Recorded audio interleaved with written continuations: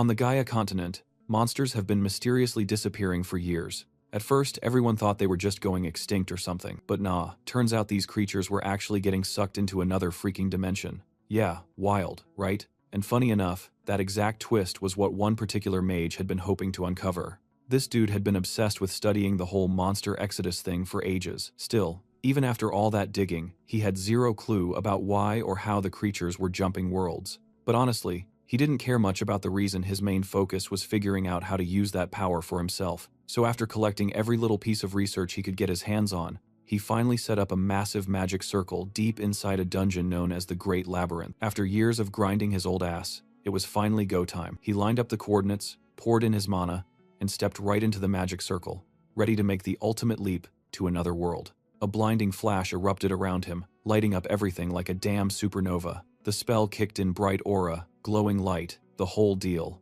And then, boom, nothing. Silence. When he came to, he realized something was off. The air felt different. The temperature was weird, but this wasn't another dimension. He was still outside the dungeon. Actually, correction, the dungeon itself had been teleported to another world, leaving him standing in a giant empty hole where it used to be. Talk about an oops moment. Meanwhile, somewhere in that different dimension, a young guy stood frozen in his attic, staring at an interdimensional portal that had just appeared out of nowhere. Up until a few seconds ago, his day had been painfully normal. Kang Jin-hyuk was just doing his usual work routine, watching college kids rush around, feeling that little sting of nostalgia for his own student days, back when he still had energy and ambition. Now though, life was way different. As a low-tier hunter, he didn't have time for dreams or fancy goals. His coworker had to literally snap him out of his daydreaming, reminding him they were only halfway done with their shift and couldn't slack off. After a long-ass day, the two finally crashed inside their van. Jin-hyuk barely had on any warm clothes, even though it was freezing. But hey, perks of being a hunter. Even the weakest ones got boosted tolerance to temperature, which saved him some serious heating cash. Still, the perks didn't pay the bills. The guy was broke as hell and stuck doing random part-time jobs since every big guild hogged all the good hunter work. To make things worse, a local serial killer was out there targeting hunters from top guilds, and now those same guilds were greedily snatching up every single job around. So yeah, Jin-hyuk's dream of ranking up was looking pretty damn hopeless. But today, things took a sharp turn. Out of nowhere, a loud crash followed by terrified screams echoed from the nearby school. Jackpot chaos like that usually meant monsters, and taking down even a few could score him enough money to chill for an entire year. Except, of course, his luck ran out fast. Just as he rushed in, some guy slammed right into him, knocking him aside, while a squad of elite hunters swooped in to handle the scene. The area's main guild titan was already on it, moving fast and clean like pros. Their deputy guildmaster, Du-yun, snapped at Jin-hyuk to scram unless he had a death wish. And honestly, he wasn't wrong. The gap between a broke-ass D-rank hunter like Jin-hyuk and an A-rank beast from a major guild was way too wide to cross. With his ambitions crushed yet again, Jin-hyuk just sighed, dusted himself off, and dragged himself to his next part-time shift, praying it'd at least cover a few damn bills. Later that night, when Jin-hyuk drags himself home, completely weighed down by defeat, he suddenly hears a strange sound echoing from deeper inside his apartment, and that's when things start getting weird. Because when he follows the noise, he ends up standing face to face with a freaking portal to another world filled with monsters, just casually floating there like it owns the place. The creatures on the other side can't seem to see him at all, and even when he steps closer, nothing happens, which instantly gets his brain spinning because this might be the break he's been waiting for his whole miserable life. He heads downstairs to gather his thoughts, trying to process the insanity in front of him, and it hits him that this portal is basically a dungeon, the kind people used to think only existed in theory, and if it had appeared anywhere else, he'd be jumping with joy. But since it's right in his damn attic, things just got way more complicated.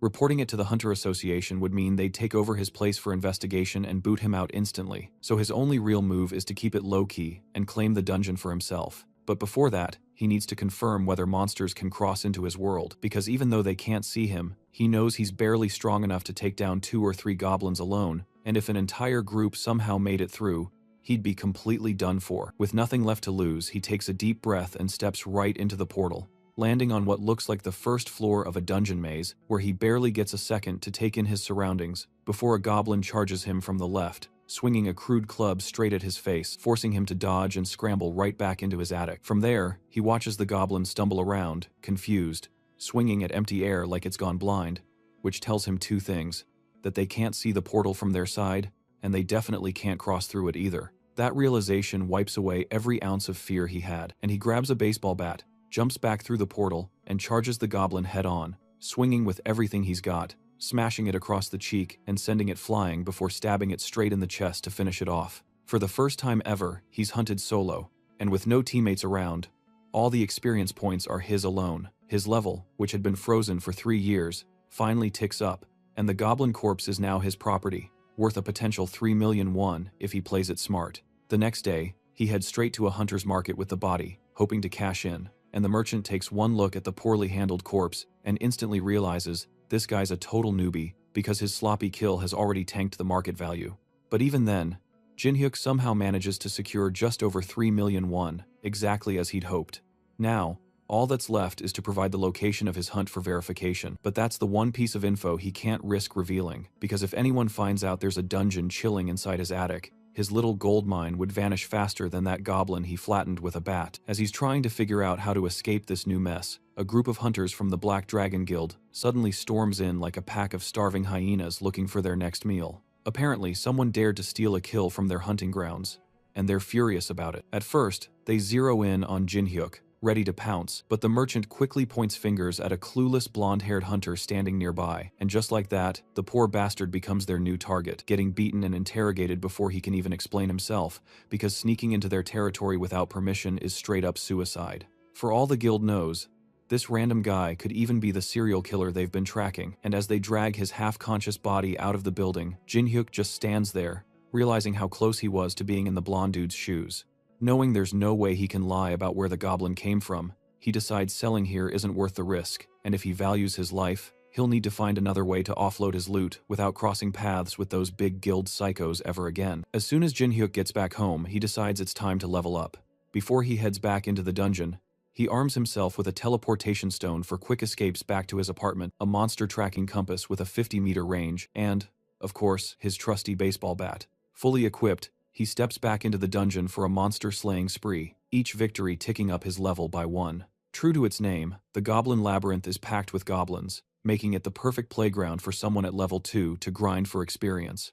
After a long day of hunting, his inventory is nearly maxed out. He's got room for just one more goblin. He hopes it'll be a big one for some extra cash. The compass pings, showing a goblin approaching his location. Perfect. All he needs to do is hide and launch a surprise attack.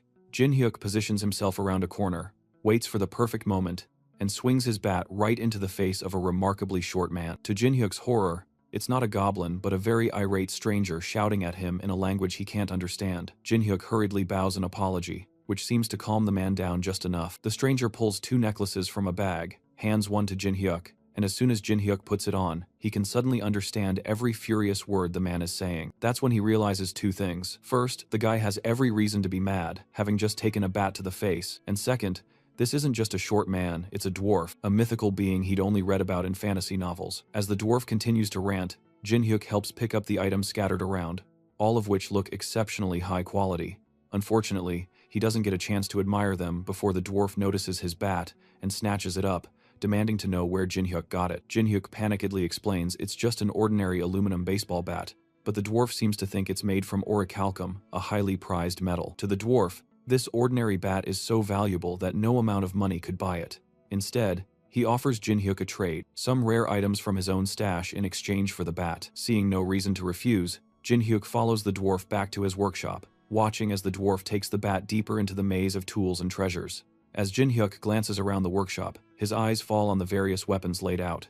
He can't help but wonder which one he should try to swipe, but the dwarf returns before he can make up his mind. In his hands is Jin-hyuk's newly upgraded baseball bat. For some reason, it's shining bright red and has a slight glow. Jin-hyuk double-checks, is this really his bat? The dwarf confirms that it's just one of orichalcum's traits. It starts out weak and flimsy, but once enchanted, it becomes incredibly strong and durable. That last word catches Jin-hyuk's attention, enchanted. Somehow, the dwarf managed to enchant his bat. Testing a few swings, Jin-hyuk notices it feels entirely different from what he remembers. It's almost hard to believe that something this powerful could even exist, let alone be made from an ordinary aluminum bat. He checks his status window, and sure enough, his bat is now classified as a legendary item, boasting S-grade durability and an automatic retrieval feature.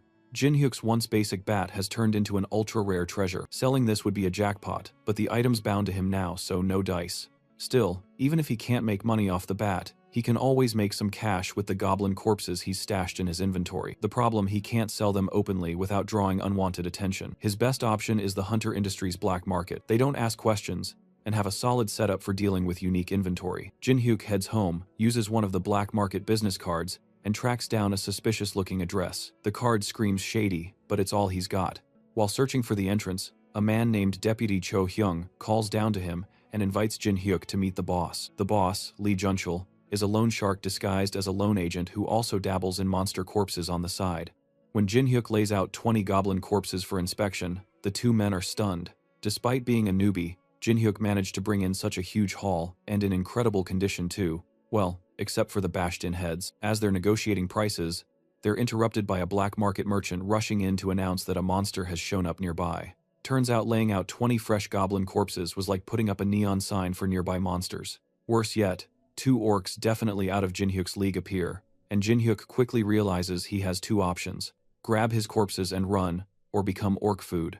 But it's too late. One of the orcs is already swinging a battle axe straight at his head. He dodges the first swing, but the second one's too close. Just when he thinks it's game over, his enchanted bat magically summons itself from his inventory and blocks the attack, sending the orc flying back. Another enchantment presence detection. With this bat, Jin-hyuk might actually stand a chance.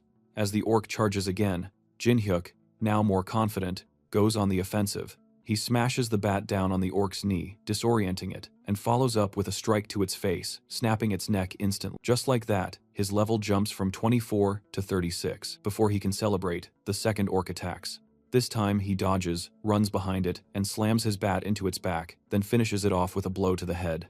With the orcs defeated, Jin-hyuk smirks, turns back to the men, and suggests they add the orc corpses to their deal. That day, he walks away with a spring in his step, having convinced them to pay him 15% above market price. His bank account is now a sight to behold, and thanks to saving the black market crew, he secured a reliable buyer for his future loot. Clearly, the black market guys have realized Jin-hyuk isn't some low-level thief. They're looking at a hunter strong enough to take down two orcs solo. Even with his legendary bat and newfound strength though, he knows he'll need better gear to tackle higher-grade monsters. Fortunately, he's got a plan to score his next upgrades, maybe even for free. The next day, Jin-hyuk shows up with a crate full of beer cans and alcohol for the dwarf, thinking he'd struck gold. After all, the dwarf loves aluminum, so why not beer cans?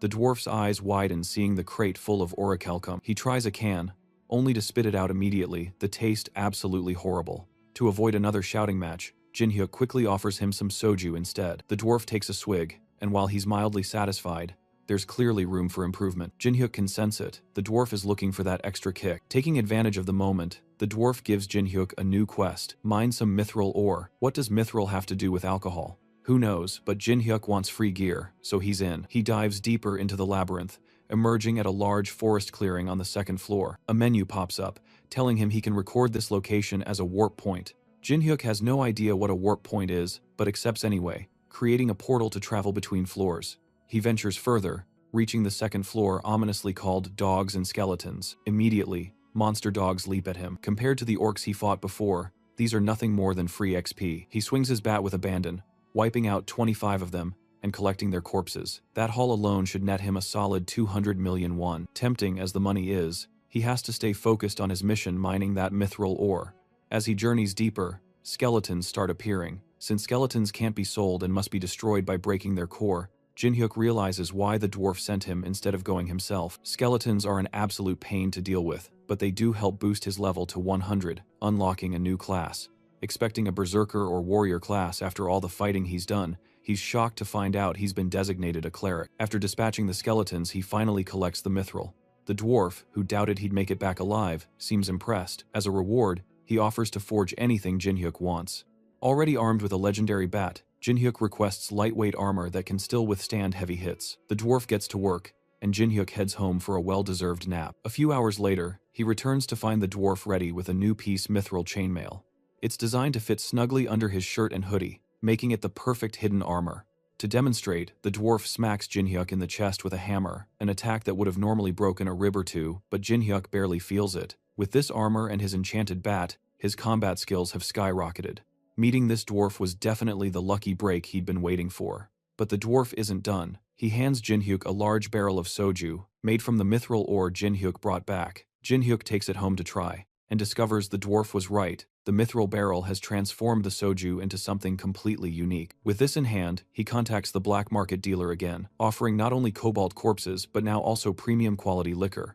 Meanwhile, in another part of town, the Titan Guild is finishing a training session when an unexpected anomaly gate opens, spewing hordes of lizardmen. The deputy guildmaster, Du-yun, stubbornly refuses to call for backup, pushing his team to hold the line on their own.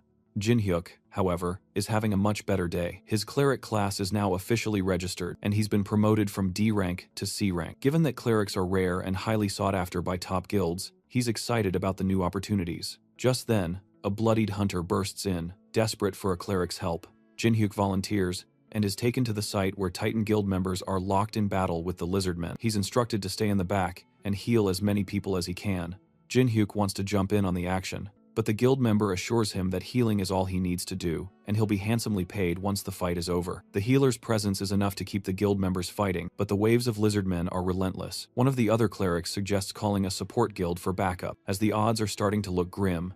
Just as Jin-hyuk is considering their next move, he senses a hostile presence behind him. His trusty bat saves him from a near-fatal blow delivered by a sneaky lizardman who somehow bypassed all the hunters, aiming straight for the healers. Realizing that the rear defense has been breached, Jin-hyuk swings his bat, sending the attacker flying. He quickly warns the other clerics about the breach, understanding that he's the only one who can hold them off. The monsters must have used the concealment technique to slip through, planning to ambush the healers from behind. Jin-hyuk instructs the clerics to focus on healing and leave the lizardmen to him. The other clerics look at him with concern. They think he's just another ordinary healer like them, but Jin-hyuk charges in, reassuring them with a confidence he's only kind of feeling himself. In reality, he's nervous, but he manages to hold his ground against the onslaught. At one point, a lizardman slips past his guard and lunges for another cleric. Jin-hyuk bolts after it, leaping just in time to intercept the attack. He lands a rush blow, but leaves himself open for a stab from behind. Thankfully, the dwarf's chainmail armor absorbs the impact,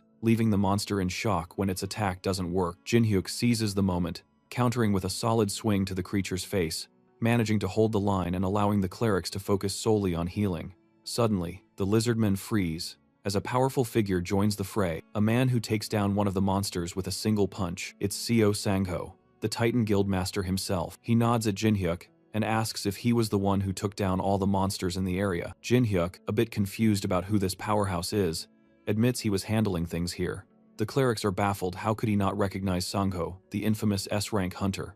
With no time to spare, Sangho heads back into battle, promising to reward Jin-hyuk for his help later. As soon as he steps in, his presence immediately raises everyone's spirits, everyone except Du-yun, who's clearly irritated. Sangho takes charge without hesitation, barking orders and commanding attention from all the hunters. With the area cleared, he unleashes a powerful shockwave attack that sends the lizardmen flying. In mere moments, Sangho has wiped out the remaining monsters. Satisfied that his guild members are now safe, Sangho turns to Du-yun, grabbing him by the jacket to reprimand him. What was he thinking, risking his life and the lives of everyone else like that? Du-yun claims he just wanted to protect the guild's reputation, but Sangho sees through him. It's not about the guild, is it? It's about his pride. Their tense standoff is broken when one of the guild members reminds Sangho to dismiss the clerics who helped secure the area. Sangho composes himself and addresses the hunters, thanking them for their efforts, especially Jin-hyuk, who played a key role in keeping everyone alive. As a gesture of gratitude, Sangho invites Jin-hyuk to join the Titan Guild directly, skipping the usual registration process.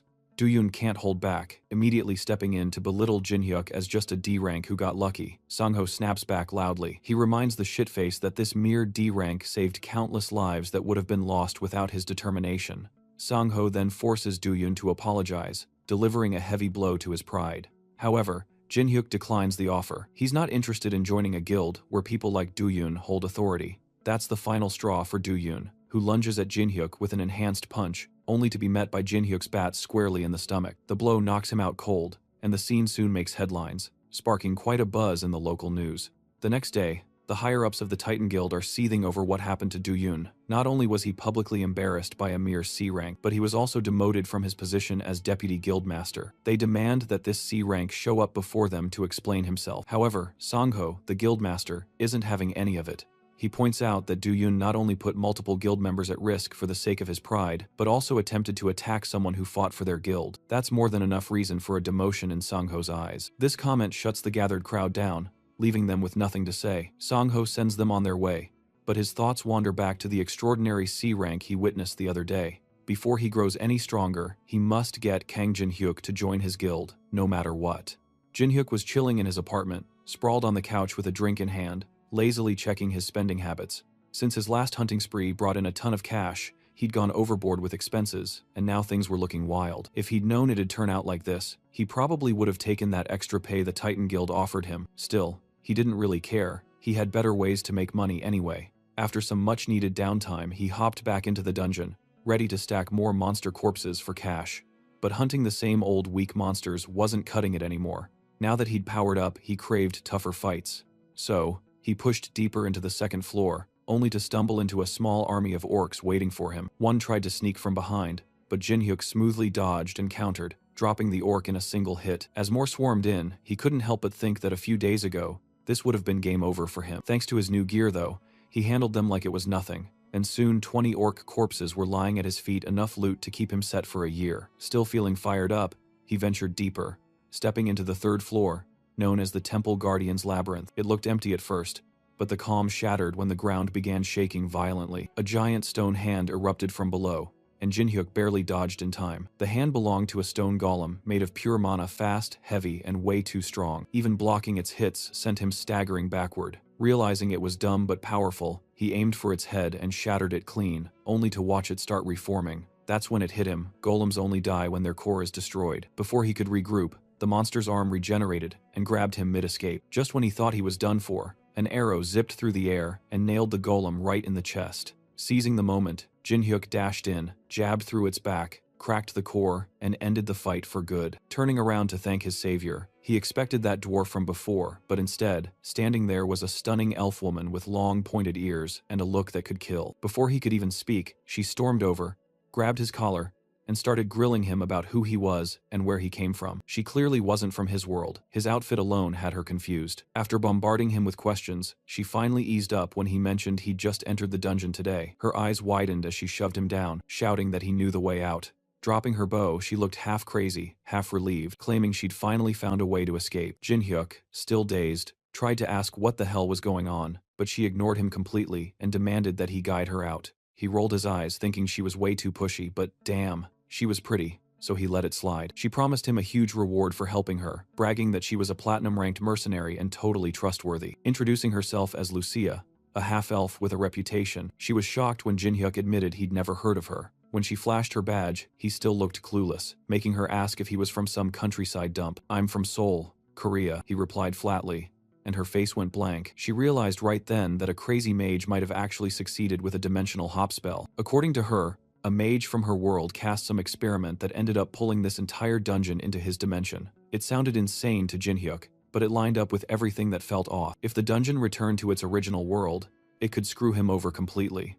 When he asked if she planned to send it back, she said it wasn't possible to reverse the magic here. It was way too complex. But there might be a hidden room on this floor that could help, one she'd found long ago while searching for an exit. She asked for his help getting there, promising a solid reward in return. Since the deal didn't sound half bad, Jin-hyuk decided to tag along because honestly, this weird-ass adventure had just started getting interesting.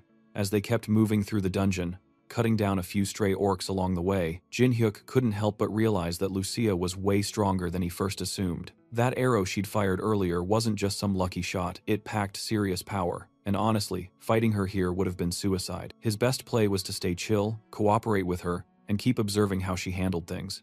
After trekking for a while, they decided to take a breather at a safe spot. Jin-hyuk had stashed a few emergency chocolates in his pocket, so he handed one to her, thinking it'd be a nice gesture. Turns out she loved it a little too much before he knew it. She devoured his entire stash like a sugar-crazed maniac and was still asking for more. Unfortunately, that was all he had left, but she looked satisfied enough to keep going, so he figured they were good for now. Eventually, they reached a massive chamber that housed the dungeon's boss, and Lucia was convinced the mage's spell they were looking for might be hidden in there somewhere. The only problem, it was guarded by the boss itself. She told him not to stress too much, just to back her up once she took the big guy down so they could access the sealed room. The moment they stepped inside, the monster roared loud enough to shake the walls and charged straight at them. Lucia didn't even flinch. She pulled back her bow, energy crackling around her as she shouted for him to watch closely. Channeling something called aura, she fired an arrow that smashed straight into the boss's chest, sending it crashing onto its back like a ragdoll. One hit from her was enough to drop that massive armored beast. Yeah,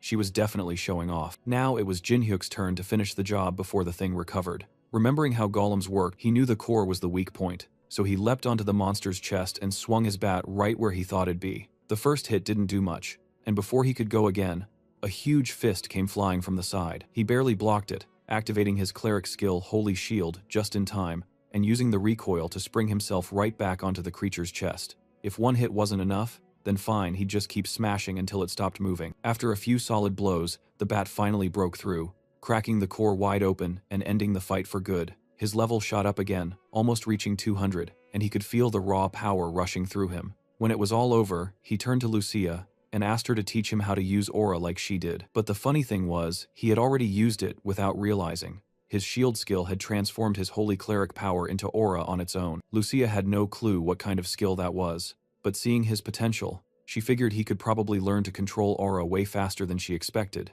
maybe even start enhancing his attacks right away. Still, before she'd agree to teach him properly, she gave him one simple condition: go back and bring her more chocolates. Meanwhile, back in the city, Sangho walked alongside his secretary, Lee Hyena, discussing a new anomaly that had appeared near Gangnam Station. It was detected yesterday, which meant they had about 5 days to prepare before a powerful monster crashed the party. No matter how Sangho pictured it, there was no way his guild was going to handle this one alone. However, all the other major guilds had been dispatched overseas, leaving the Titan Guild as the only one left in Korea to fight. Hyena continued searching for capable hunters who were freelancing locally, but none of them seemed reliable. Sangho, however, already had his sights set on someone else, and coincidentally, that someone just happened to be crossing the street. He excused himself from the conversation with his secretary and ran after Jinhyuk, who was carrying home a large box of snacks the elf had asked him to get. When the guildmaster called out to him, Jinhyuk turned, listening as Sangho made another proposal for him to join the Titan Guild. But Jinhyuk had no plans to change his mind. Seeing that, Sangho offered him a compromise, a job as a mercenary, so he could still work for the guild without being a part of it. The rewards sounded substantial, which caught Jinhyuk's attention, but he only promised to think about it. He later returned to the dungeon and presented the snacks to the elf,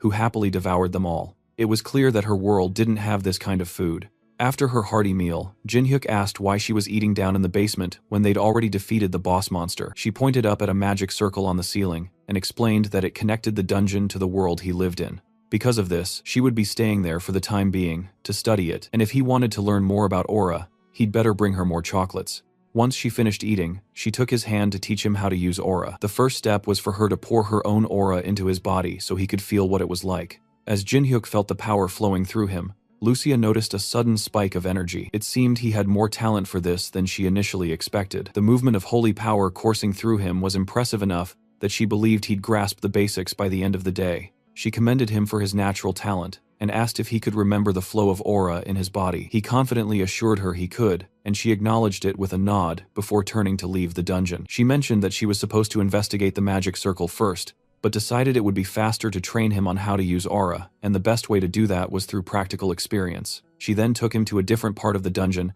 and tossed him straight into a horde of monsters. He managed to hold his own while collecting their corpses. Turning to Lucia, he questioned why he was fighting an army of monsters when she had said he'd be learning how to use aura. Lucia's expression made it clear she believed this was the best way to learn. Even though she had infused a bit of mana into his body so he could feel it, she told him the rest he'd have to sense on his own by activating aura through his holy power. There was no better way to build instinct than in the middle of real combat. As they battled, the ground started to shake, and a stone golem emerged from the earth. The creature let out a deafening roar and pushed Jinhyuk back, as Lucia explained that he needed to face a true crisis to unlock his potential. She told him to focus and try to feel the holy power coming from the shield he generated with his skill. Since the shield itself was made of aura, mastering it would come faster that way. Easier said than done, especially since he didn't even consciously activate the holy shield. He wondered how he was supposed to feel aura from something that turned on automatically. The monster suddenly brought down its massive fist toward him, and he barely managed to block it with the holy shield again. But this time, he felt a strange energy gathering around his left hand, the one that had activated the skill. This must be what holy power felt like. The golem attacked again, and Jinhyuk summoned his holy shield once more, but this time, it looked different, and the sensation of summoning it wasn't the same. He suspected this must be mana. However, before he could think further, the golem smashed down on the shield, sending him flying back. From her platform, Lucia mocked him, saying she'd told him to get the hang of his skill, not to make foolish mistakes. Jinhyuk gritted his teeth, realizing he was doing exactly what she'd told him to do. As he steadied himself for another attack, a status window suddenly appeared before him. He had acquired a new skill, Holy Power Application. It allowed him to use Holy Power to enhance both attack and defense, depending on how much power was used. That revelation made him pause. There were actually ways to gain skills beyond just a job change.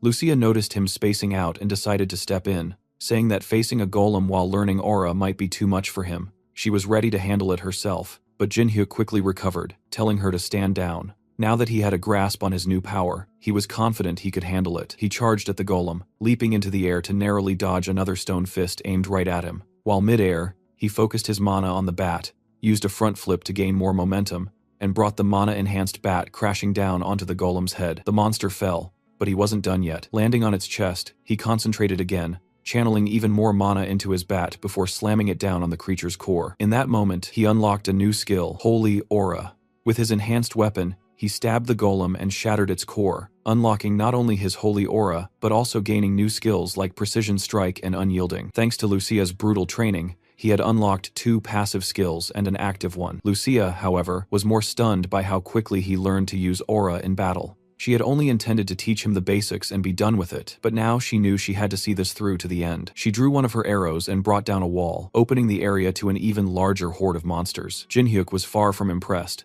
but he readied his bat anyway and prepared for another fight, bracing himself as he muttered inwardly that, here they go again. The battle with the monsters in the dungeon drained Jinhyuk completely, and by the time he went to sell the monster corpses, he looked like he had just crawled out of a war zone. When he arrived at the black market, the boss, Jin Cheol, immediately noticed his exhausted state. Choosing not to ask too many questions, Jin Cheol got straight to business, accepting the corpses and bringing up the topic of the alcohol Jinhyuk had sold last time. Marketed as traditional artisan soju, the drink had exploded in popularity, with orders flooding in ever since it hit the market. The thought made Jinhyuk pause. If he focused solely on selling liquor, he could probably live comfortably without ever worrying about money again. With that comforting realization, enough savings to last a lifetime, and a small business already set up, Jinhyuk headed home to rest. His training with Lucia had left him completely worn out, and the moment his head hit the pillow, he passed out instantly. Not long after, he was jolted awake by the blaring sound of a disaster alert. A loud automated voice echoed through the streets, urging everyone to evacuate and get to safety. It was the day of the monster invasion, though it had arrived earlier than expected this month. Normally, these invasions happened at random, but there was one that occurred regularly every month. This particular invasion wasn't unusual, and under normal circumstances, Jinhyuk would have used it as a chance to hunt low-level monsters for some quick cash. This time, though, he was too damn tired to care. The large guilds would handle it anyway, or so he thought. That was until a new notification popped up on his phone, announcing that, due to the urgency of the situation, the rewards for defeating monsters were now tripled. At that point, there was no way Jinhyuk could ignore it. He grabbed his gear and stepped out into the street to see what he could take down for some quick profit. Around him, security officials were shouting orders and trying to clear civilians from the area, while the Titan Guild fought hordes of monsters charging through the city. The security line was breaking fast, and Sangho was running out of stamina trying to hold the line. No matter how many monsters he cut down, more just kept pouring in. The guild members were already at their limits. Even though it looked like they were holding the upper hand, things weren't looking good. From a safe distance, the guild's secretary watched the chaos unfold with worry. Everything seemed fine thanks to the guildmaster's leadership, but she could tell they were being stretched thin. If only they had one more strong hunter to turn the tide. Her thoughts drifted to a man Sangho had recently shown interest in, someone he believed had potential. Without hesitation, she pulled out her phone and called Jinhyuk. At that moment, Jinhyuk was busy fighting goblins when he answered. The secretary quickly offered him a chance to join the Titan Guild for the battle, promising generous compensation in return. Jinhyuk wasn't easily swayed and demanded 5 times the usual pay. She told him to meet her at a predetermined location to discuss further. When they met, she offered him 4 times the normal rate instead. He wasn't thrilled, but eventually agreed. She handed him a device that would track how many monsters he killed, explaining that it would record his contribution to the guild. If his performance exceeded the average, he'd get the full reward he asked for. With a real opportunity to show off his strength and get paid fairly, Jinhyuk took off toward the battlefield. The secretary watched him go, unsure if he'd live up to the expectations Sangho had placed on him. After all, the only time he had taken down Du Yun was by pure luck. No one really knew how capable he truly was. As soon as he arrived, Jinhyuk spotted a rampaging ogre and charged at it without hesitation. In a single, powerful strike, he brought it down, leaving everyone around him stunned. The crowd started whispering, assuming he must be at least an A-rank hunter. Jinhyuk smirked to himself. Maybe A-rank was close, but with his current abilities, he figured he was already stronger than that. He drank a mana potion to recharge and steadied himself. Thanks to Lucia's brutal training, he had reached level 200. Normally, there was no way someone like him could handle an ogre, but as long as his mana didn't run out, he was confident he could go toe-to-toe with S-rank hunters. With over 1,500 mana potions in stock, every monster in the area basically looked like free money to him. Elsewhere, Duyun was fighting alongside his guild members when he noticed the monsters around them thinning out fast. Curious, he turned to see what was happening and spotted a small crowd watching someone tear through the beasts like it was nothing. When he saw who it was, his expression twisted. It was Jinhyuk. Anger flared instantly. He barked at his guildmates to stop gawking and get back to fighting, but his focus was locked on Jinhyuk. Why the hell was this guy here? And who invited him? The memory of their last encounter, the one that got broadcast all over the news, still burned in his mind. That humiliation was something he hadn't forgotten. Last time must have been pure luck, he thought, but this time, he'd make sure to crush him properly. Determined to put Jinhyuk back in his place, Duyun charged straight toward him, but Jinhyuk saw him coming a mile away. With precise timing, Jinhyuk countered, sending Duyun flying and knocking him out cold before he even got the chance to strike. Sorry, not today, Jinhyuk muttered under his breath, brushing off the dust and the commotion. Meanwhile, across the battlefield, Sangho was struggling against a rampaging minotaur. His mana was nearly depleted, and he was running out of stamina fast. The beast raised its massive club for a killing blow, and for a split second, Sangho considered retreating just to catch his breath, but before the hit could land, a powerful force struck from behind. Jinhyuk came soaring down from above, grabbing the minotaur by its horn and slamming it hard into the ground. For a C-rank hunter to take down a monster like that in a single hit was absurd. Sangho couldn't help but grin. His judgment about Jinhyuk had been right all along. As the monster fell, Sangho approached to thank him, but Jinhyuk brushed it off, saying that Hyena had called him and promised a hefty reward for his help, so there was no need for gratitude. Sangho chuckled and decided to take the opportunity to make another offer, telling him that if he joined their guild, opportunities like this would keep coming. Jinhyuk took a moment to consider it, then simply replied that once they finished cleaning up the remaining monsters, he'd think about it. As they talk, Sangho receives a call from Hyena. She tells him to look at the sky, where the clouds have turned black and the weather has become fiery, crackling with lightning. Something huge and menacing lurks among the clouds, and it does not appear friendly. The creature shoots lightning down at everything, targeting both monsters and hunters while damaging buildings as it flies overhead. It's so high in the sky that their skills can't reach it, leaving them with no way to attack. Sangho suggests returning to his guild to assess the situation and invites Jinhyuk to join him. Reluctantly, Jinhyuk agrees, and they reconvene in his office. They run various tests, only to find that nothing they've done so far can affect the creature or defend against its attacks. Every attempt to stop it has been nullified or destroyed. They realize they need something with immense firepower capable of long-range destruction. Lucia immediately comes to Jinhyuk's mind, and he recognizes that there may be a way to bring it down after all. As Jinhyuk leaves to fetch Lucia, the executives of the Titan Guild gather to discuss Sangho's apparent favoritism towards a C-ranker. The other guild members brainstorm alternative methods to defeat the monster without relying on Jinhyuk, but they find themselves with no other choice. All other strategies are guaranteed to fail, leaving them with only the option to trust the one hunter with a plan. They consider calling the Gudiyar Guild, a large group filled with A-rank and higher mages. But no, they don't care about casualties. Inviting them would likely lead to many deaths. The room falls silent as they acknowledge their limited options. Meanwhile, Jinhyuk emerges from the portal with Lucia, thanking her for agreeing to help and promising her as many sweet treats as she desires in return. They ascend to the top of the Titan Guild headquarters, where Jinhyuk shows her the monster terrorizing their city. He asks if she can take it down,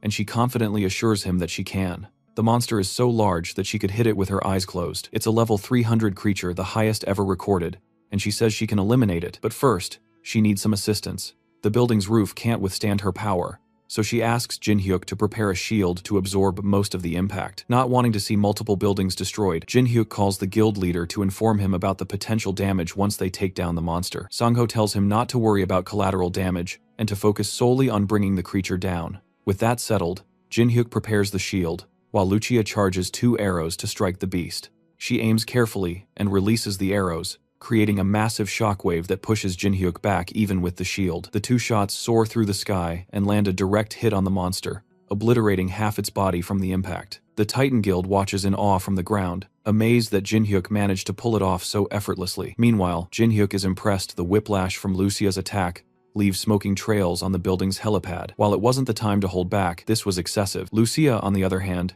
is disappointed that the monster was so weak, attributing her ease in defeating it to her immense strength. Regardless, the job is done, and it's time for her to head back. She hands Jinhyuk a tracker that monitors his points, showing a staggering 240 points. Before leaving, she warns him not to place too much trust in others, especially when money is at stake because people's minds tend to cloud with greed. She advises him to be wary, as she has learned from her many adventures. Jinhyuk assures her he'll be fine and will handle anything that seems off. They part ways, and he heads down to the street, where he's met by Sangho and his secretary. They catch up with him and ask how he managed to take down such a formidable monster alone. Jinhyuk politely declines to share, calling it a secret. One of the executives is offended and doesn't believe a mere C-ranker could defeat such a giant beast. However, Jinhyuk shows them the monster tracker, displaying a substantial number of points, proving he indeed took it down. Sangho stops the executive there and apologizes to Jinhyuk for the outburst. The executive watches in anger, feeling Sangho favors a C-ranker over his guild members. He decides it's time for a change, as Sangho is hindering the guild's future. He pulls out his phone and dials an unknown number. By the next day, rumors spread throughout the city that an ordinary C-ranker had defeated the giant monster. Members of the Titan Guild were skeptical, but verifying the information wasn't too difficult. Word also circulated that the guild master had personally offered Jinhyuk direct entry into the Titan Guild, which he turned down. He must have been confident in his skills to reject such a significant offer from Sangho himself. The rumors even reached the Ultron Guild, who learned that Du-Yun had been hospitalized after the monster invasion. Known for his impressive skills, it was revealed that he had been defeated by the rumored C-rank hunter. If this was true, then the rumors held some weight. The Ultron Guild scouts decided to meet with Genik to verify the information. They suspected he might have unlocked a hidden class, which was exceptionally rare for hunters. If that was the case, they needed to recruit him into their guild before another one took him, or eliminate him. Meanwhile, Jinhyuk slept soundly after the battle. Having exhausted all his stamina, he passed out as soon as he got the chance, and woke up 2 days later, realizing the toll of overexertion. He walked into his living room and found that Lucia had created a massive mess with all the snacks he had bought her. She had managed to eat everything in just 2 days. With no food left in the fridge, her only option had been to consume the snacks. Since he hadn't opened the portal for her, she couldn't return to the dungeon. This confused Jinhyuk, as he had never needed to open the portal before. It had always been accessible. He headed to the attic to show her that the portal was indeed open, but it didn't make sense to her since there had been nothing there moments ago. She instructed him to step away from the door, then reopened it, revealing that there was nothing there now that he had stepped back. Jinhyuk was baffled since he had only ever seen the dungeon open. Lucia theorized that the dungeon responded only to him, suggesting it was imprinted directly on him, meaning it could have fallen on his head. Luckily, it was a failed spell. He decided not to dwell on it, and instead ordered food for both of them. Lucia then wondered how he had found his way back to the house after they defeated the monster. She explained that she had placed a recognition suppression spell on it, which should have made it impossible to locate. Jinhyuk asked why she would cast such a spell on his house. Lucia revealed that strange individuals from a guild named Ultron had been visiting while he slept, which annoyed her enough to ensure they could never return. Jinhyuk was perplexed as to why those large guilds would be searching for him. He pulled out his phone to discover what had happened during his slumber. The first headline he saw grabbed his attention. News of him defeating the giant monster had gone viral. A video was circulating that clearly showed him fighting alongside the Titan Guild, and it seemed he had become famous overnight. This newfound attention was problematic. His greed in using Lucia's power had placed him under a spotlight. The hunter industry was territorial, and strong competitors were swiftly eliminated. He resolved not to dwell on the past. With Lucia done eating, they returned to the dungeon to deliver their loot to the dwarf. Thanks to Lucia's powerful shot, the monster's body was too damaged to salvage, leaving them only with its head. The old man was frustrated with Lucia for overdoing it and ruining valuable material, revealing a natural animosity between them. Jinhyuk interrupted their argument and asked the dwarf if he could craft something from the corpse. The dwarf dug out an organ from the head, which allowed it to produce lightning. With that, Jinhyuk could enchant his baseball bat to create lightning as well. He inquired how the dwarf would like to be compensated, but the dwarf simply wanted Lucia to leave his workshop. Angered, Lucia began shaking with rage, and Jinhyuk had to calm her down by promising more sweets. After barely preventing her from shooting a hole through the dwarf's head, he headed back into the city to buy her the promised treats. On his way back home, Jinhyuk sensed something lurking in an alleyway. It seemed like someone was tracking him. With a quick flick, he dropped his groceries behind a wall and called out to whoever was following him. The hidden presence was startled that Jinhyuk had noticed him at all. Suddenly, a figure appeared out of nowhere and rushed at him, swinging a sword. Jinhyuk barely managed to block the attack with his bat.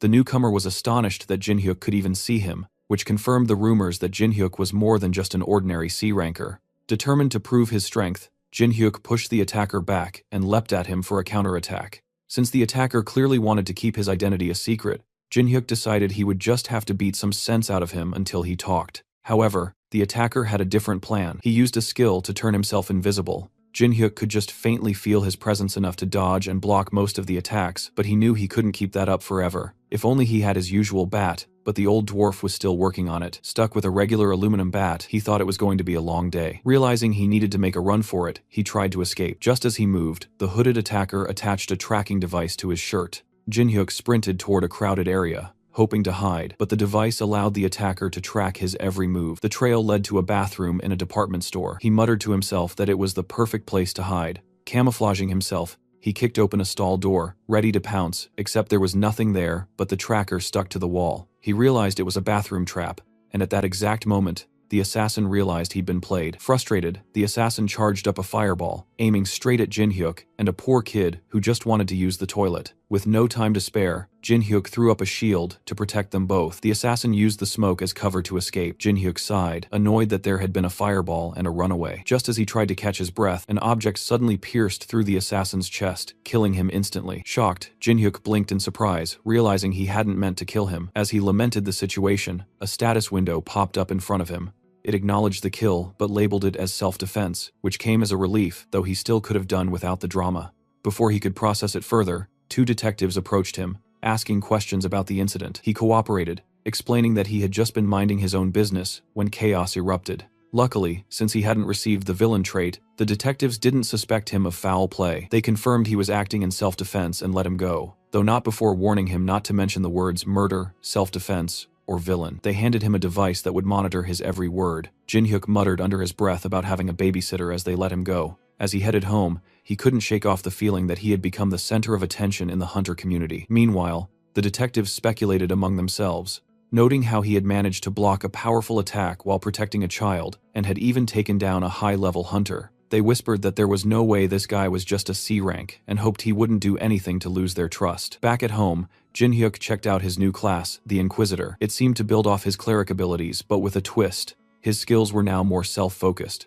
allowing him to act like a tank while healing himself. On top of that, he gained the ability to see the karma of others. He found it ironic that he could now literally judge people, and shook his head with a smirk. Excited to test out his new powers, he returned to the dwarf's workshop. As promised, his weapon had been enchanted to send out lightning attacks. All he had to do was think about it, and it would release up to 3 charged lightning blasts. He chuckled, already envisioning the chaos he could unleash. However, Lucia wasn't as impressed. She looked concerned, saying she couldn't sense any holy power from him anymore, and asked what he had done in the human world. Jin-hyuk simply shrugged, explaining that he couldn't share much because of the monitoring device. The dwarf, who overheard, offered to dispose of the device if Jin-hyuk completed a simple task to retrieve an item from a dangerous location using a compass he provided. Jin-hyuk grinned, thinking it sounded like a fun day. This little errand dragged him to a treacherous mountainous path that seemed to defy all logic. Steep cliffs, impossible terrain, and death traps everywhere. Who in their right mind would come here willingly? And yet here he was, armed with nothing but basic hiking gear, rappelling down what looked like a bottomless pit. All this effort just to mine some ores. That old dwarf really had no shame, sending him into a death trap over shiny rocks. Meanwhile, Lucia was having the time of her life. While Jin-hyuk wrestled with his gear and tried not to fall to his doom, she leaned back casually, watching his struggle like it was prime entertainment. Amused by his efforts, she teased him, wondering if he was really struggling this much just to go down. From her perspective, this was nothing, and she made sure he knew it. If he wanted to make it out in one piece, he had one job: follow her lead, stick to her instructions, and under no circumstances act on his own unless he wanted to experience a tragic yet slightly comedic death. Then, as if to prove how easy it really was, she took a step forward and jumped.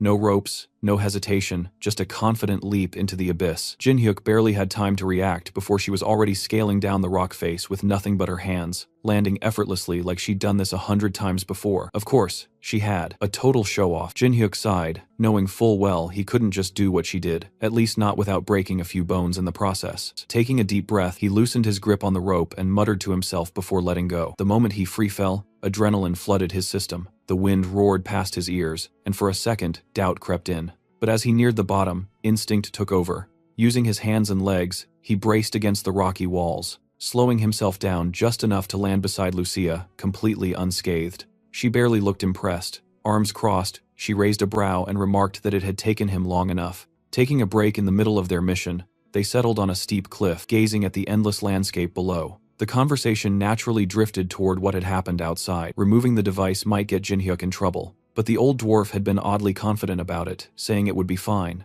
That meant there had to be a way. For all his grumpy outbursts, that blacksmith was undeniably talented. Shifting the conversation, Lucia's curiosity turned to something else: karma values, specifically the ones tied to Jinhyuk's new class. She asked about her own level, and after a quick check, he informed her that she had 82, the highest among the three of them. Jinhyuk himself sat at 64, while the old dwarf had 72. The numbers didn't surprise her. Considering the life she had led, it made sense that she had the highest karma. She had done everything she could just to survive. Even so, the difference between her and Jinhyuk was only 20 points, and he had only killed one person so far. Lucia, on the other hand, had long since lost count. That thought led her to an interesting comparison. In the world she used to live in, there had been saints beings who could distinguish good from evil with just a glance. Jinhyuk immediately dismissed the idea that he was anything close to a saint, and Lucia agreed without hesitation. That wasn't her point though. She was merely saying that the ability to gauge evil existed across different worlds, not that she cared much about it right now. Truthfully, she had little interest in wasting time searching for a mine just to satisfy the old fart.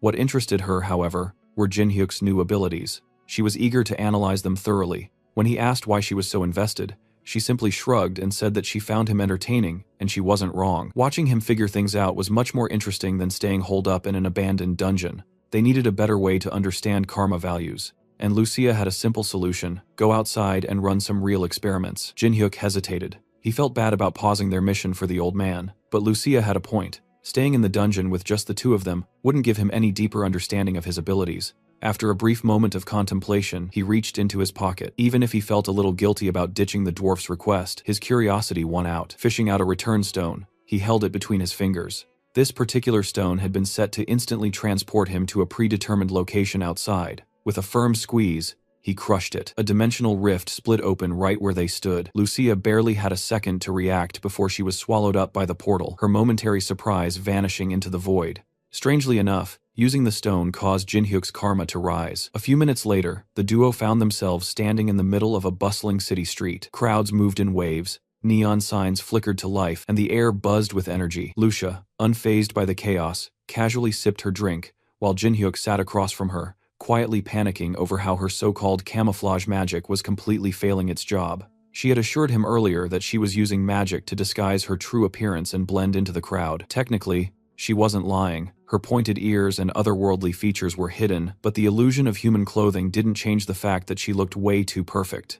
Every passerby stole glances at the stunning woman sitting across from Jinhyuk, some even outright staring. Lucia, of course, had no complaints. With a sly smirk, she pointed out that her beauty simply couldn't be concealed. Even with magic, camouflage had its limits, after all. Jinhyuk wanted to disagree. Really, he did, but even he had to admit that she was probably the most breathtaking woman he had ever seen. And the worst part, she knew it. Deciding to move on before she got even more smug, Lucia steered the conversation towards something more important: their investigation into karma values. So far, their findings were straightforward. Doing bad things increased karma, and it didn't always take something extreme. Jinhyuk himself had gained a single karma point just for breaking his promise to the old dwarf. Apparently, it wasn't just about hurting people. Betrayal, deception, and even irresponsibility could contribute. On the other hand, harm that was consensual, like a fight in self-defense, wouldn't raise karma at all. The exact scale of karma still wasn't clear, but one rule stood out: once a person's karma exceeded 200 points, they were officially labeled as a villain. At that point, killing them wouldn't even count as murder. It would be classified as self-defense. Essentially, the system stopped seeing them as human. Considering that even Lucia and the old dwarf hadn't reached 100 points, getting past 200 wasn't just a bad habit, it took dedicated villainy. Jinhyuk had been quietly scanning people throughout the day, checking for any ridiculously high karma values. So far, the most he had seen from a regular pedestrian was somewhere around 50. If they wanted real data, they were wasting their time in a peaceful public area. They needed to go somewhere darker. Thankfully, the city had just the place: the red light district. As night fell, the streets lit up with a kaleidoscope of neon signs, flashy billboards, pulsing music, and the smell of cheap alcohol. This was where the city's real underbelly thrived. As they walked through the streets, a shady-looking barman approached with an exaggerated grin, his eyes lingering a little too long on Lucia. He showered her with compliments, calling her the most stunning lady to grace these parts, and mentioned an ongoing event at his bar: beautiful women could enjoy up to 5 cocktails completely free. Lucia barely acknowledged him.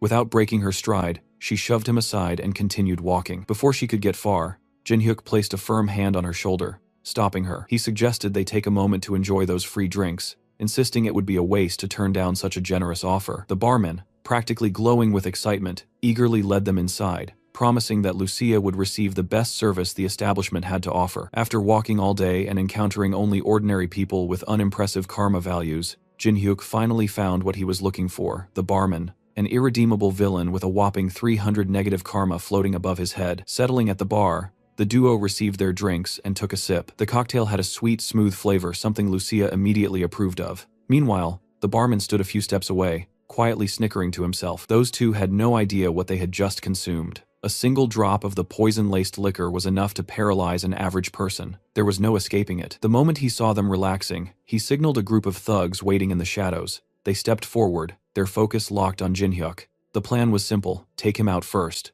Jin-hyuk, however, barely acknowledged their presence. He simply took another sip and asked if they were sure this was the route they wanted to take. The thugs hesitated for a split second, confused by his calm demeanor. That was when the realization hit: the poison wasn't working. Thanks to his status effect resistance, the so-called fast-acting toxin was nothing more than overpriced juice. Without warning, Jin-hyuk spun around and delivered a bone-crushing uppercut to the nearest thug, sending him staggering backward. Finally, some action. It had been a while since he could properly stretch his limbs, and these street rats looked like the perfect warm-up. With a smirk, he pulled back and threw another devastating punch, knocking two goons out at once. 2-for-1 deal. Not bad. The remaining thugs barely had time to react before he pivoted sharply, shifting his weight for a brutal kick. His foot connected with another thug's face, and with just a single strike, the man collapsed unconscious before he even hit the floor. Meanwhile, Lucia's eyes fluttered open as the effects of the paralytic poison finally wore off. Groggy but alert, she turned her head to assess the situation, only to find a pile of bodies scattered across the bar floor. Confused, she glanced at Jin-hyuk. He simply shrugged, saying he was just cleaning up some trash. The barman, now visibly sweating, decided it was time to bring out his trump card. With a desperate yell, he signaled for his strongest fighter to step in, a towering man with a buzz cut. The brute cracked his knuckles as he removed his jacket, muscles bulging through his shirt. This wasn't just some random thug, he was a hunter. The moment he charged forward with impressive speed, both Jin-hyuk and Lucia watched him with complete indifference. Jin-hyuk kept his gaze locked on the approaching brute, analyzing his movements. Meanwhile, Lucia, unfazed, casually reached for another shot of the poisoned cocktail and asked if he needed any help. Jin-hyuk waved her off. One more thug wasn't enough to make him break a sweat. Buzzcut, however, was less than amused. The duo was talking about him as if he were some kind of background character. Enraged, he swung his heaviest punch straight at Jin-hyuk's face, only for his fist to be stopped mid-air by a perfectly timed grab. No matter how much he strained, pushed, or twisted, he couldn't move Jin-hyuk an inch. A terrifying realization dawned on him. This wasn't just some random troublemaker. The sheer strength behind that grip meant only one thing: Jin-hyuk had to be a hunter. But that didn't make sense. If he was strong enough to be a hunter, why was he wasting his time in a dingy bar fighting low-level criminals? While Buzzcut desperately tried to figure a way out of the situation, Jin-hyuk casually tightened his grip ever so slightly until a sickening crack echoed through the bar. A scream of pure agony ripped from Buzzcut's throat as multiple bones in his hand shattered all at once. But Jin-hyuk wasn't done yet. To shut him up, he followed up with a devastating punch straight to the man's mouth. Buzzcut flew backward like a ragdoll, crashing into a line of bar stools. His momentum finally stopped as he slumped against the debris. With every last goon taken care of, only one piece of scum remained: the terrified barman. Jin-hyuk moved like a wild beast, closing the distance in a flash before locking the man into a chokehold. The villain's windpipe nearly collapsed under the relentless pressure as he clawed at Jin-hyuk's arm, struggling for air. But mercy wasn't on the table. Lifting the barman off the ground, he cut off his oxygen completely. The interrogation had begun, and of course, what kind of interrogation would it be without a few warm-up hits? Jin-hyuk didn't hold back. Fists rained down without hesitation, painting the bar walls with the barman's blood. By the time he was done, his own knuckles were dripping red, and the man's face was swollen beyond recognition. Only when he was satisfied did he finally get to the real questions. It was obvious this wasn't the barman's first time pulling something like this. To run an operation like this under the radar, he had to have someone backing him up. Yet even with his face barely intact, he continued to deny any involvement with a bigger power. There was no way a worthless thug like him could repeatedly spike drinks and abduct women without getting caught. And those hired gangsters, they weren't just street-level punks. Someone had to be pulling the strings. Jin-hyuk narrowed his eyes, giving the barman one last chance to talk. The villain still stubbornly shook his head. Either he was ridiculously loyal, or whoever was behind this was far more terrifying than the beating he was taking now. There was only one way to find out. Without warning, Jin-hyuk grabbed one of the barman's feet and started pulling. The villain thrashed, panic setting in as he screamed and struggled. Jin-hyuk, unfazed, calmly explained that he was simply helping him find the motivation to talk. The barman tried to act tough, forcing out a weak declaration that violence wouldn't make him talk. Jin-hyuk strongly disagreed, but before he could escalate things further, Lucia stepped in with a look of pure exasperation. She told him to step aside and quit the barbaric, overcomplicated methods. Jin-hyuk huffed but let her take over. Lucia calmly raised her hand, manifesting a mysterious power that shimmered ominously in her palm. She brought it close to the barman's face, and in an instant, his expression shifted. The sheer terror drained away, replaced by a strange sense of ease, though he remained just as hideous. A few moments of silence passed as the power seeped into his system, and then out of nowhere, his face twisted into something deranged. His eyes darted wildly, as he suddenly blurted out a question, asking if they were sent by an organization called Ultron. His voice cracked with paranoia, insisting that no matter how much trouble Ultron stirred up, it was already too late. Lucia tilted her head. That wasn't the reaction she expected. Sure, she meant to loosen his tongue, but she hadn't planned on making him a complete lunatic. Well, at least it worked. The barman kept rambling, his words spiraling further into madness. He sneered, as he declared that Ultron was insignificant, his tyrant guild would wipe out every last one of their enemies. And just like that, the truth revealed itself. The Tyrant Guild. Jin-hyuk's eyes darkened. This situation was bigger than he initially thought. Now that the guild's name was on the table, he pressed forward, demanding to know what made them so confident they could massacre their enemies. The barman, practically drooling at this point, let out a crazy chuckle. His answer was simple. They had Al-Rauni's elixir. Jin-hyuk frowned. That name meant nothing to him. What the hell was he talking about? A few minutes later, the police arrived to investigate the incident, but by then, Jin-hyuk and Lucia had already slipped away. What started as a simple bar brawl had unexpectedly led them to uncover a massive conspiracy, one that reached all the way to the top, with a major guild secretly pulling the strings. As they hurried through the dimly lit streets, Lucia explained the horrifying truth. Al-Rauni's elixir wasn't just some ordinary performance enhancer. It was a drug that doubled the user's stats, but at a horrific cost. To make it, countless young women were sacrificed. She had heard of dark practices before, but never in her wildest nightmares did she think a guild from Earth would be capable of producing something so sinister. It was almost unfathomable, but this wasn't new to her. Back in her world, Al-Rauni's elixir had existed too. There, they called it the Queen's Tear, a name that carried a heavy, painful weight. One of her closest friends had been sacrificed for it when they were younger. Years later, after reaching platinum rank, Lucia had personally wiped out the organization responsible for the drug's production. No mercy. No negotiations, she had burned them to the ground. That explained why she had been so grim ever since they left the bar. The moment she heard the name Al-Rauni's elixir, she already knew what had to be done. Now, the question was, what next? The barman had already spilled that the elixir was almost complete. If they wanted to stop it, they needed to take down the Tyrant Guild before production was finalized. Meanwhile, back at the bar, long after the police had left the scene, a man dressed in all black stood in the shadows, reporting the incident to his superiors. His mask and glasses covered most of his face, but his sharp, calculating tone left no doubt about his efficiency. Based on his investigation, this wasn't an internal dispute. What was strange was that the perpetrators had only killed the barman and left. This wasn't a tactic used by any rival guilds or their usual enemies. Something didn't add up. His orders were clear: find out who had interrupted their operation. And soon, the masked man was confident whoever the perpetrators were, they wouldn't stay hidden for long. But the Tyrant Guild wasn't the only one making moves. At the Titan Guild, the atmosphere was tense. Their top brass was currently overseas on business, but that didn't stop the gears from turning. The ever-efficient secretary, Lee Hyena, had just finished overseeing their operations in Hong Kong. The results had been excellent. If they kept this up, they could even consider recruiting 15% more guild members. By all accounts, the guild was thriving. But Seo Sangho, the Titan Guild's leader, wasn't feeling too great. He had just received news about Al-Rauni's elixir. As expected, even someone as competent as Lee Hyena had never heard of it before. The association had been working hard to keep its existence under wraps. Unfortunately, Hyena's return to Korea would have to wait. There was still guild business overseas. That meant Sangho would have to handle things on his own. Wasting no time, he issued an urgent order to the entire guild, effective immediately. Titan Guild was declaring full-scale war against the Tyrant Guild. The sudden declaration sent shockwaves through Hyena. A move like this wasn't just risky, it was an outright gamble. Lee Hyena, ever the voice of reason, immediately asked for more details, saying that declaring war without consulting their executives or having a strategy was reckless even by Sangho's standards.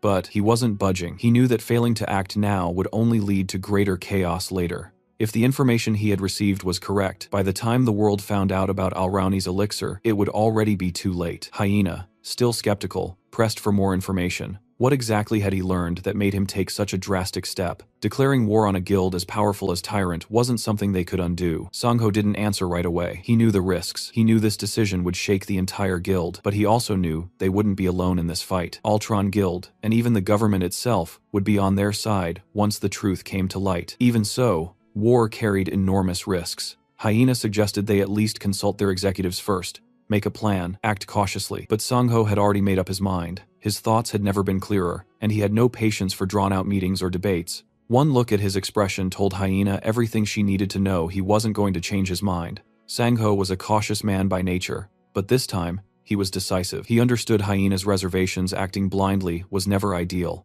but right now, there was no time to hesitate. For now, he needed her to trust his call. They would keep the war declaration confidential within the guild while conducting hushed investigations. The official announcement of war could come later. As for the internal investigations, Sangho already had a few people in mind, certain individuals he needed more information on. What had prompted this sudden shift in his stance? What had pushed him to act so suddenly? A single text from Jinhyuk, a warning about Tyrant's plan to create a sinister drug, one fueled by human sacrifice.